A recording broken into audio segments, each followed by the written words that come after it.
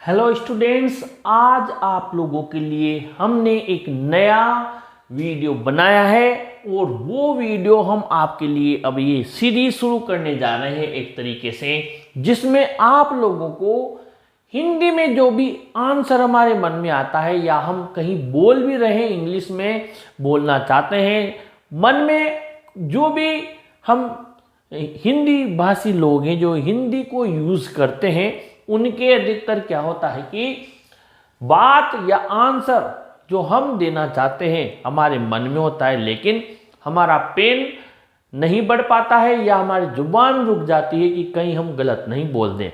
तो पहली बात तो मैं आपको ये चीज़ बता दूं कि जो इंग्लिश होती है इसका सबसे पहले आपको डर एक तरफ कर देना है।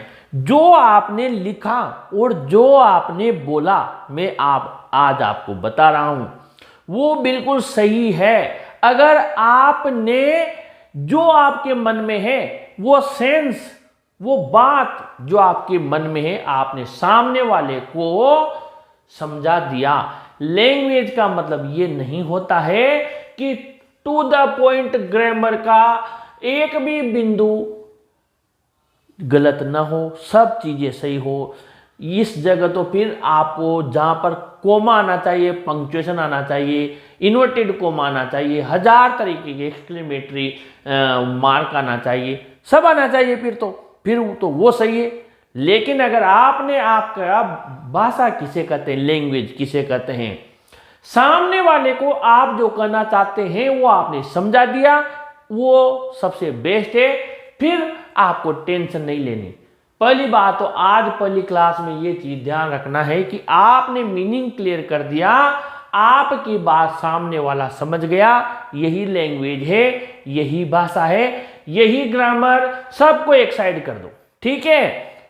तो आज से आप लोग इस चक्कर में नहीं पड़ेंगे कि मैंने ये लिखा ये सही है या गलत है। बस थोड़ा सा हम उसको देख लेते हैं कि हाँ इसके आसपास हम सीख जाएं, तो वो कोई बड़ी बात नहीं है। जब हम कंटिन्यू, लाइफ बहुत बड़ी है, और अगर हम कंटिन्यू 5 मिनट 10 मिनट भी अगर हम इसको सीखें तो वो दिन दूर नहीं जब आप खुद इन चीजों को बोल पाएंगे, लिख पाएंगे।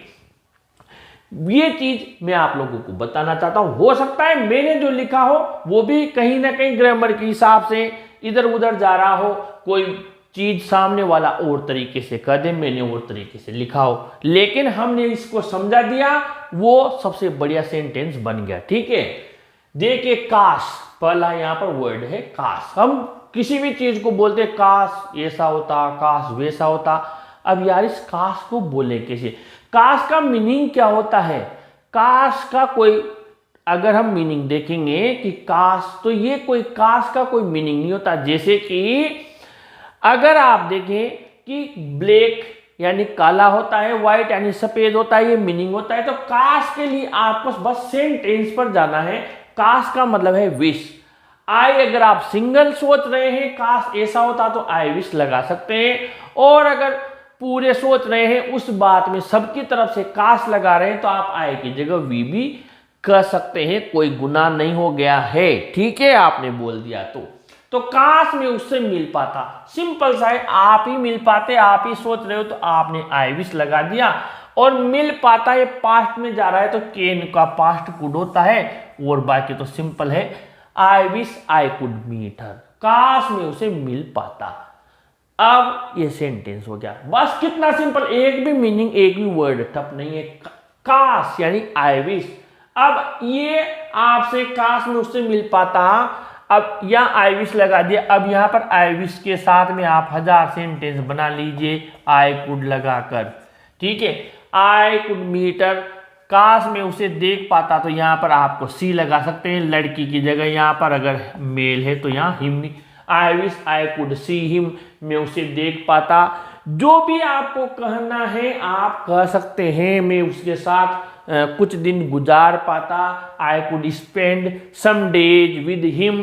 कुल मिलाकर ये मिल गया आपको। आप 1000 सेंटेंस बना लीजिए। ये रहा यहाँ पर कुड के बाद में बस वर्ब लगाइए, लड़का है या मेल है तो हिम, लड़की है फीमेल है जो भी है तो हर लगा दीजिए और वर्ब लगा दीजिए जो आपको पता है, ये बन गया। ठीक है, अब आपकी टेंशन फ्री हो जाओ। खास वाला जो भी वाक्य लिखना है ये यहां तक मैं लेके आ गया, जो वर्ब है वो लगा दीजिए बाद में, जिससे यहाँ प्लूरल है तो प्लूरल भी देम भी लगा सकते हैं, या कोई नाम है राम श्याम सीता गीता तो आप वो इस जगह लिख सकते हैं। ठीक है, आगे बढ़े। अब हम कई बार कर देते अबे अरे बोल देते ना, तू पागल है क्या, या पागल है क्या तू, ऐसे बोल देते ना। इसको इंग्लिश में कैसे बोलना है, तो अबे अरे को आप है भी कह सकते हैं, है आर यू क्रेजी मेड भी कह सकते हैं। क्या तू पागल है क्या यार कह सकते हैं, तो are you crazy are you mad, कितना सिंपल है, आर यू क्रेजी पागल, एमेडी मेड पागल। ठीक है, और हम उसका कुछ नहीं बिगाड़ सकते। और बिगाड़ने को क्या बोलते हैं, हम ऐसे सोचते हैं बिगाड़ने को क्या बोलते हैं, बिगाड़ना क्या होता है, देखिए कितना सिंपल है।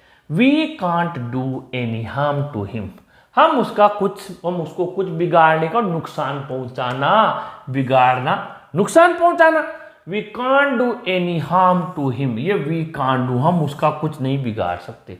अगर हम भी भूल गए मान लीजिए, तो आप यहां पर वी कांट डू एनीथिंग, हम कुछ नहीं कर सकते, इतना करके भी आप फ्री हो सकते हैं। अगर आपको हम भूल गए, टू हिम भूल गए, वी कांट डू एनीथिंग, आप ऐसे भी कह सकते हैं, हम कुछ नहीं कर सकते भैया, बिगाड़ सकते हैं नहीं।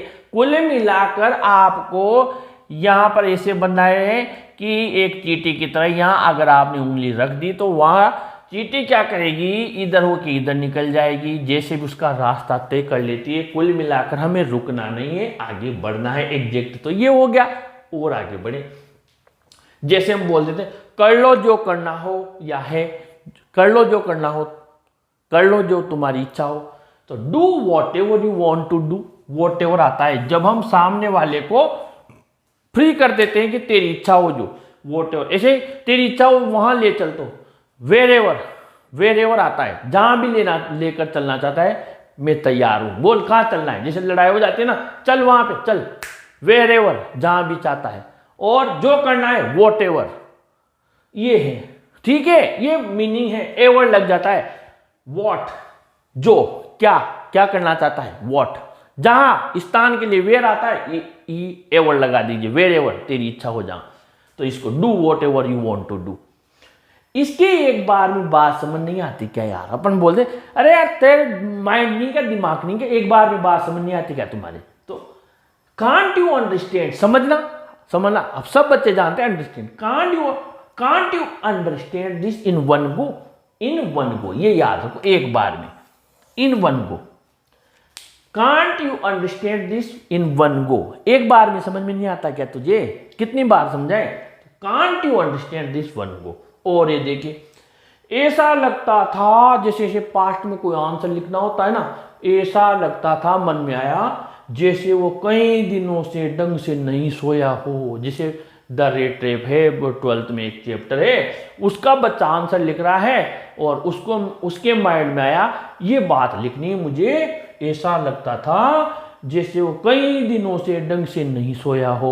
अब ऐसा लगता था को क्या सोच लिखेंगे, अरे ऐसा लगता था को इट सीम्ड लिखेंगे, बस इट सीम्ड, ऐसा लगता था, ये इसके जस्ट नीचे लिख दिया मैंने, ऐसा लगता था। जैसे को क्या लिखेंगे, एज, बिल्कुल सामने आ रहा है एज, ऐसा लगता था, ये ऐसा लगता था।